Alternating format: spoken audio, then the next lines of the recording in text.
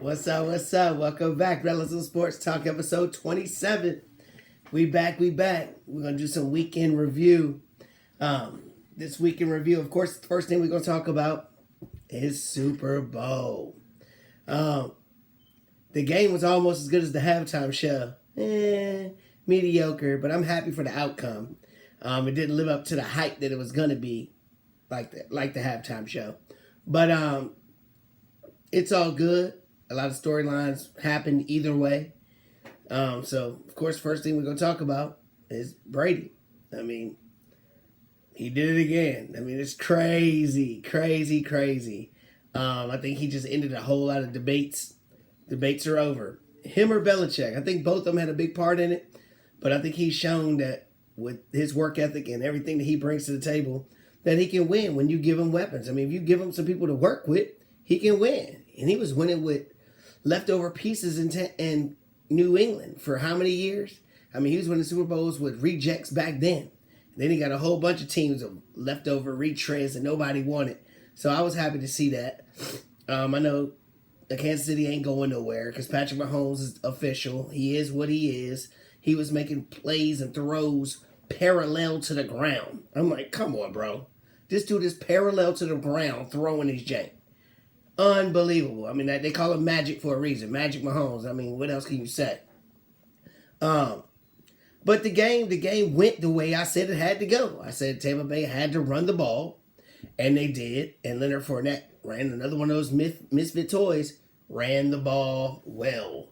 I mean, he even scored. So that's awesome for Leonard Fournette. That's cool. Imagine how you feel when you get released from an NFL team. You're like, oh my God, they think I'm a bust. You know, I was a first-round pick, and I'm a bust. And then I just happened to land on Tampa Bay, and now I win the Super Bowl. Hey, things change in an instant in the NFL, so happy for him. Antonio Brown, he gets another ring, and he catches a touchdown pass. I mean, come on. And Gronk catching two.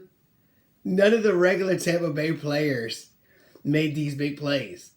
Like Mike Evans, Godwin. I mean, they had a couple plays here and there, but like the impact plays were all the toys that Tom Brady wanted to bring. That's how crazy it is. Tom Brady said, I'm going to come there, I'm going to bring my toys, and I'm going to let y'all play with them, and we're going to win together. And that's what happened. It's crazy. But yeah, the coaching won. Like I said, the defensive coordinator had to be aggressive. You got to go after him. Now, granted, all that did help with Kansas City not having two of their starting offensive linemen. I mean, let's keep it real. That did help because Mahomes was under pressure all the time. But I think the game plan had to be the same whether they were playing or not. You have to blitz him. You have to attack him. You have to switch things up. Make it hard for him to figure it out. Because if you let him sit back there, first of all, his weapons are too explosive. Second of all, he can do whatever. He can do things that people ain't never done before. You know what I mean? So when you talk about this and talk about this, yeah, Tom Brady's going to be the greatest ever. But you know, people used to say Aaron Rodgers is the greatest athlete or whatever, being that quarterback, whatever. But Mahomes is going to pass that. I'm sorry to say. He's going to pass that. But I don't think he'll ever catch Tom Brady, but he'll definitely cement and pass Aaron Rodgers and all these other dudes they were talking about. The coaching staff, amazing job.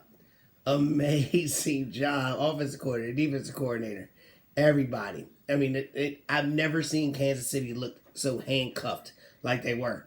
And every time I thought, here they come, that defense stiffened back up. They bend but don't break. They were bending a few times, and then I think they broke Kansas City. You know what I mean? Because they just wouldn't let them score a touchdown.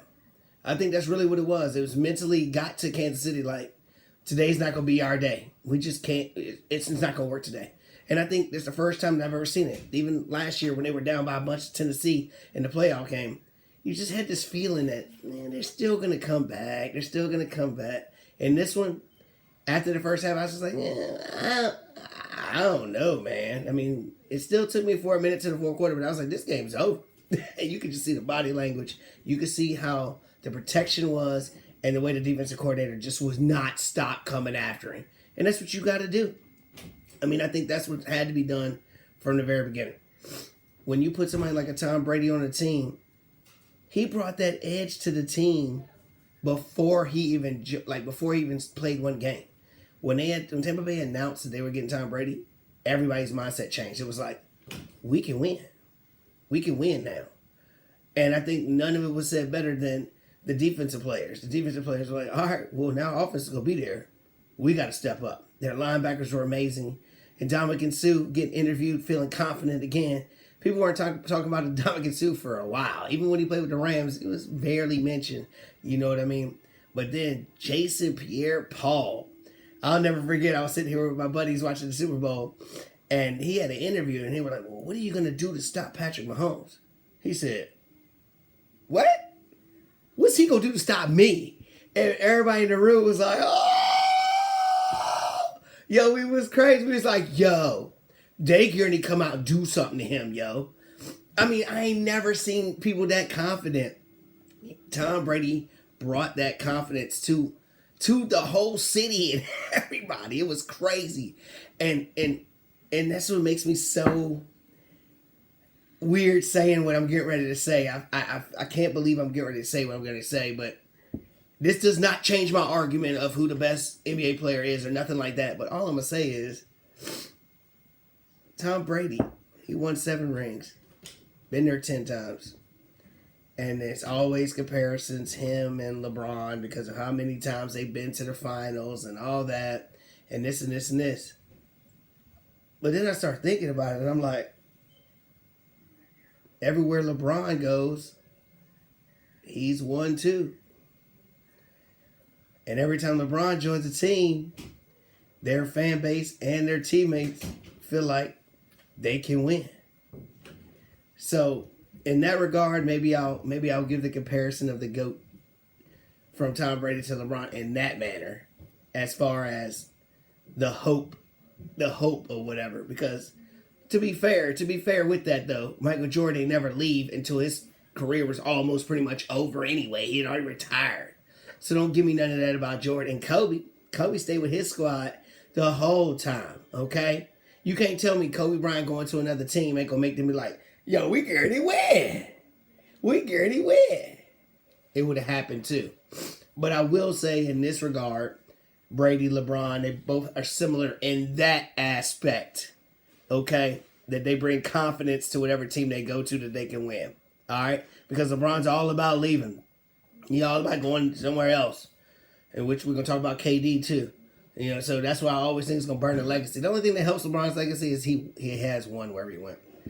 And going with that, I look at, you know, we talk about, well, LeBron can't beat Jordan because Jordan never lost. Well, then we look at Joe Montana. Joe Montana ain't lose. And he had all his Super Bowls. He played well. And he was considered the best before Brady. So, if Brady is going to be LeBron, Jordan's got to be Montana? I mean, is that what we're saying? But we look at Jordan being better than LeBron, and we look at Brady being better than Montana. So the whole thing's just kind of crazy. But in those regards, I can see the similarities. So definitely give me some replies on that, what y'all think or whatever.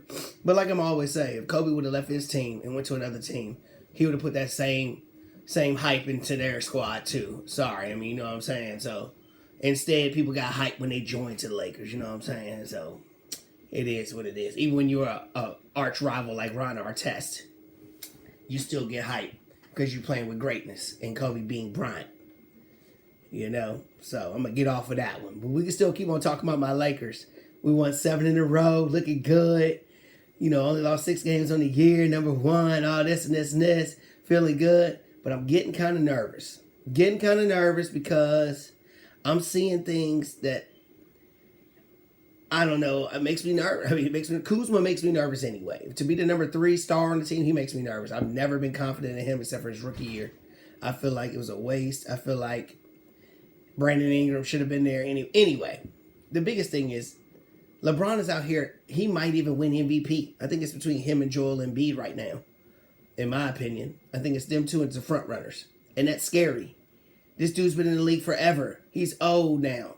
He ain't declining, which is amazing. But Anthony Davis, you're supposed to be taking off by now. You're supposed to be the man.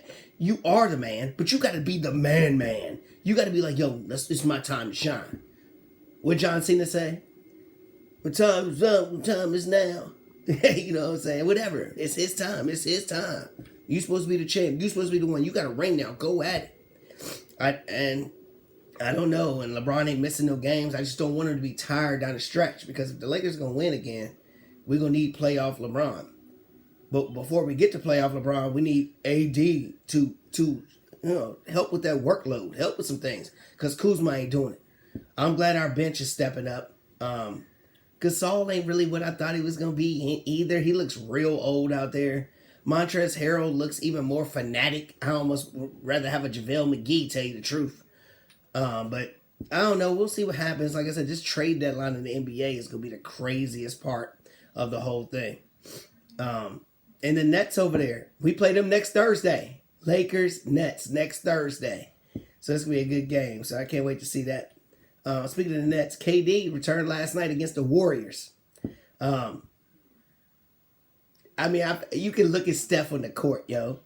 Steph had that look like he was... I ain't seen him mad like that. Like, he looked irritated. The whole time I was watching, he looked irritated. He was putting up his stuff, but it was competitive for him. And they got blown out. They got blown out. And what can you say? Kelly Oubre's playing great. Wiggins has been a overrated number one bust pick. He ain't a bust, but like, he ain't what that is. You know what I'm saying? I probably would have rather had D'Angelo Russell stay than keep Wiggins, tell you the truth, especially after you got Oubre. When you got Oubre, you don't really need Wiggins. You need that shooting. You need that scoring from the outside, especially with Clay gone. I'm seeing guys I don't even know who's out there on the backcourt with stuff. So without Clay, I think they should have definitely kept D'Angelo, but they didn't know. Nobody knew Clay was going to get hurt. And Draymond Green, has he made a basket since his first finals run with the Warriors before KD even got there? I ain't seen him make a three-pointer in forever. What happened to this dude? He used to bang threes. He'd be the assist man. They kick it back to him. He had a crucial three. I ain't seen it in a minute. Is Draymond Green, did he peak already? Did he overly peak already? Because I'm not seeing it anymore. So after the game, Kyrie gonna go all out like, yeah. Like, he the man anyway. Kyrie, and I like Kyrie because of the Kobe gene, but he's starting to be even more crazy. He talking about, I told James Harden that he's the point guard now. I'm going to be the shooting guard. Duh. I'm going to give you a Pharrell. Kyrie Irving, you get the Pharrell Award. Really? Pharrell? He's the point guard. He's almost a leader in assists in the NBA, dude. And you don't want to pass the ball to nobody because you want to shoot all the time. You got a Disney movie out here where you shooting all the time. You know what I'm saying? You don't want to pass the ball. Of course you're going to tell him he's the point guard. What are you talking about? You just want to score. But I'll tell you what, you look damn good scorer. You a scorer, son. To be so small, I be seeing Iverson. You an Iverson to me, baby. And you look so good scorer. He looks slithery when he scores. KD just looks smooth. James Harden pisses me off. But the way he's passing the ball, I can't even get mad because I got mad at James Harden because he flopped around everywhere. I can't even get mad now because he out here dishing the rock and being unselfish so bad because he just wants our chip. He wants that chip. And I ain't nothing I really say about that because who don't want the chip? My next point, my dude, I'm telling you, Mr. Box Office, he's coming hard. LaMelo Ball in the Charlotte Hornets might just save the reputation of Michael Jordan.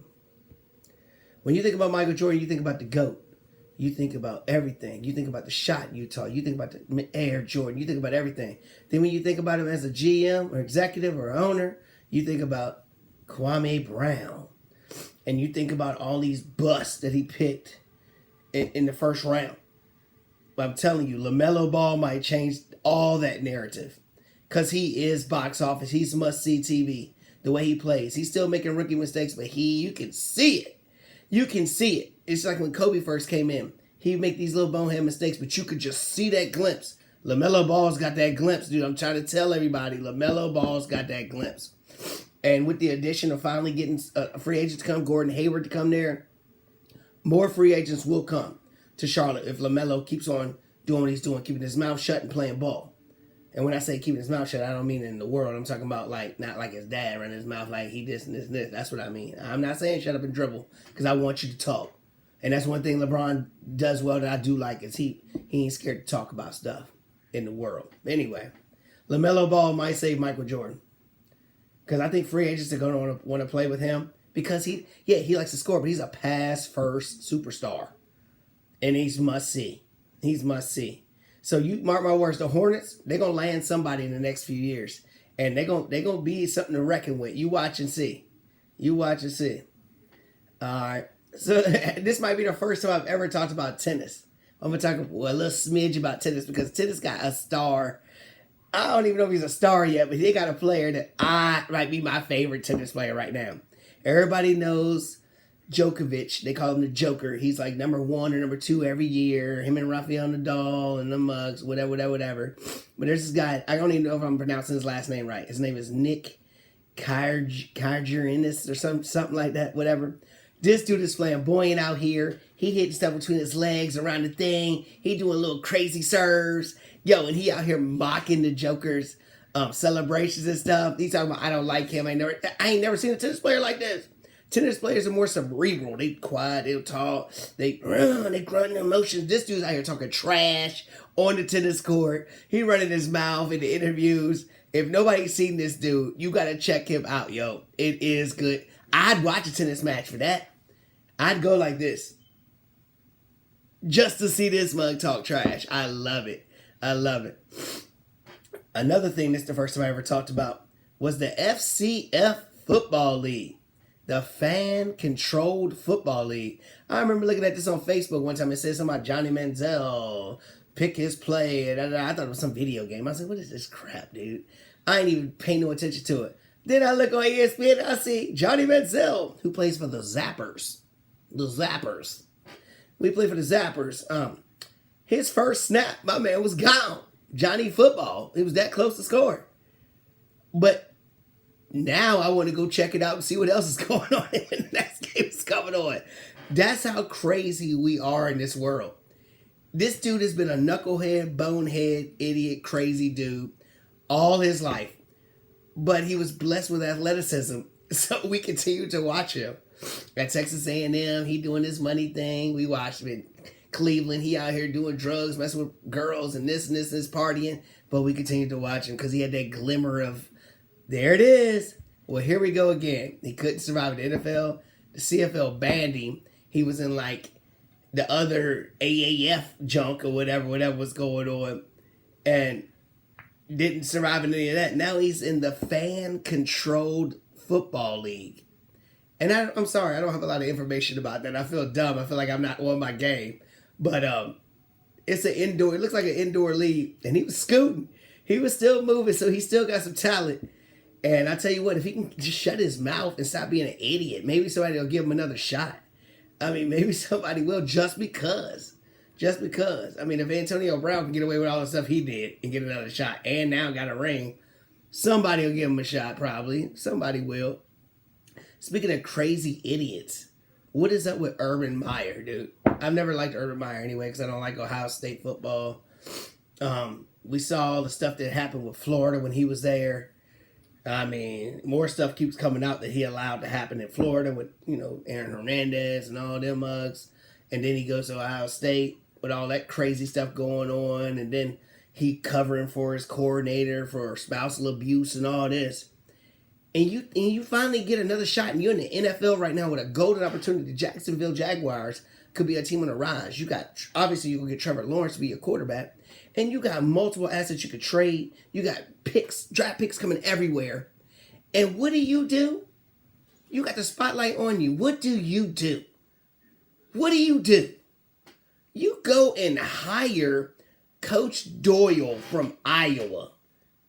The mug that got kicked off the team and fired for racist comments. What are you doing? What are you doing, you idiot? Idiot. Oh, I think that I can make sure that never happens again. How you know?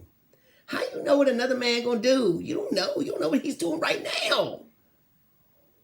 Idiot. The best thing that happened was that Doyle just quit last night. He quit, didn't even had the job for a day and a half and quit. Because he knew it was going to be the backlash everywhere. It was stupid. The questions were going to get asked every day. Every day. But I'm sure he got a check. He got hired, so I know he got a check.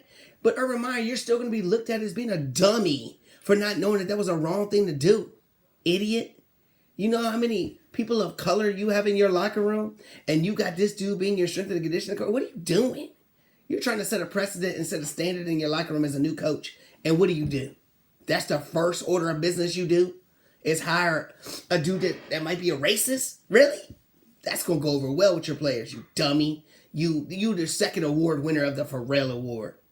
Urban Meyer, Pharrell, Urban Meyer, Pharrell, you big idiot.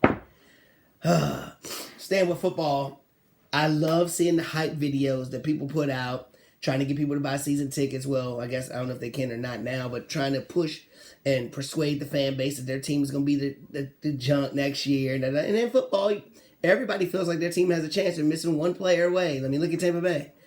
So we saw the Cowboys jump. And I hate the Cowboys. My wife's a Cowboy fan. I hate the Cowboys. But, I love making fun of the Cowboys.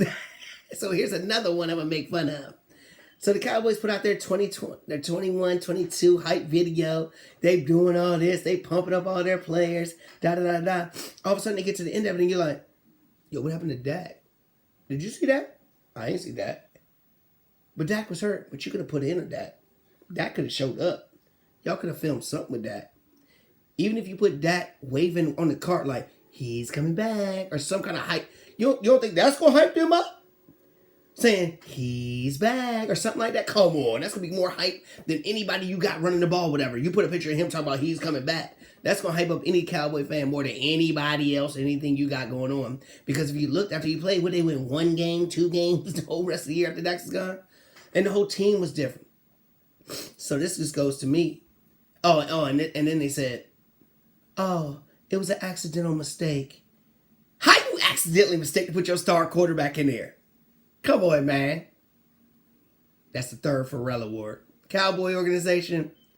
Pharrell. Y'all accidentally, mistakenly forgot to put the starting quarterback in your hype video for next year.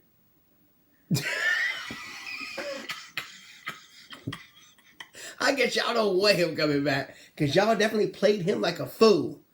You big dummies. Oh my gosh. Now to the point where, should that stay? Why would you want to stay? I know all the glitz and glamour of being a Cowboys quarterback. I get it. And I ain't gonna mess with somebody's money because I'm sure he gets money, publicity, and fame just being the Dallas Cowboy quarterback. I guess that goes without saying. You get an extra few benefits for that. But who is it? His dad or his brother was like, man, we're not happy with him being there. We don't like them. They're treating him like crap. And I'm like, how much more you gonna take, dude? You know what I'm saying? How much more you gonna take? They gonna keep pushing you and punking you all the time. You gotta stand up for yourself and be like, yo, I'm out. If they franchise tag you again without giving you your money, you sit out. You sit out and go somewhere else. It's easy for me to say because it ain't my money I'm losing. But I tell you what, he got more money right now than I'll ever have in my whole entire life and probably my son's lifetime and everybody else's lifetime too. So I can say you can afford to sit out a year to prove a point. You know what I'm saying? Or you can just keep on getting busted up and do whatever and be there. So suppose you sign another franchise contract again. I'm going to sign a franchise tag one more time and you get hurt again. What's going to happen? Now you injury prone. Now nobody want to give you that max deal. Nobody wants to give you no money. I'm just saying. Or he can just come be a Redskin. Shit, I'll take that. I'll take Carson Wentz. I'll take Sam Darnold. We out here slim pickings being a Washington fan. We ain't got nobody. We ain't never had nobody. I mean, even Joe Theismann wasn't all that. But I mean, and people probably don't even know who the hell Joe Theismann was. But I'm just saying, man. I don't know what to say about that. It's crazy. I can't believe the Cowboys keep doing him wrong. After what we saw and how the team responded when he got hurt, you would think, yo, what are we doing? He's the leader. Everybody loves this dude. Everybody loves him. He ain't done nothing wrong. Pay the man. And I hate when race comes into it, but if it was Tony Romo sitting there that did the same things, I'll leave it at that. Last thing I'm going to talk about, NCAA basketball. They put out their top 4 seeds. Gonzaga inched out past Baylor, and then it was Ohio State and Michigan. Those are the top 4 seeds. I'm looking at it like, man, I would have to do like multiple episodes just to keep up with NCAA basketball. That's how entertaining NCAA basketball is this year, because there's so much parity. There's so much evenness across the board. Yeah, I just named those 4 teams, but if I had to pick, I would pick none of those 4 teams winning the championship. That's how strong the rest of the field is. The 2s through 8 field is super teams. I'm sitting here like, I can see that team winning, that team winning, that team winning, that team winning, that team winning. So I would take the field over those 4. Period. I don't know about y'all, but I would definitely take the field, because there's so many quality teams, and there's so many quality like seniors and juniors on teams. It's crazy. I've never seen so much like this. And with Carolina, Duke, Kentucky, none of them doing nothing, it makes it awesome. I love it. I love it, man. It's great. But if I had to pick one of those 4 to win it all, even though they ain't played a whole lot of games, I'd go with Michigan. I think Michigan would beat all 3 of them. I know Gonzaga's got an NBA star. Baylor's got a squad. Michigan and Ohio State, they're going to play each other too. They're going to play each other. But I would have to go with Michigan just because I think the pedigree of Juwan Howard, I think the team that they have, their guard play is nice. The big guy whose brother went to the NBA last year, he's there. I just like their team. I like their physicality, and I like all that stuff. And sticking with NCAA basketball, we saw ASU beat Alabama A&M. Ha! Let's go! Hornet basketball, yo. And it's almost time for Hornet football. Get ready, baby. Get ready. All right, guys. I appreciate it. Episode 27 ends now. Check me out. YouTube TV. I mean, actually on my YouTube channel. Sorry, not on YouTube TV. On my YouTube channel, Rellism Sports Talk. And I'm on tons of podcast circuits. Spotify, SoundCloud, all of them. Hit me up. Tune in, subscribe, listen, share the good word. Join in on the debate. All right, guys. Peace. Till next time. Thank you.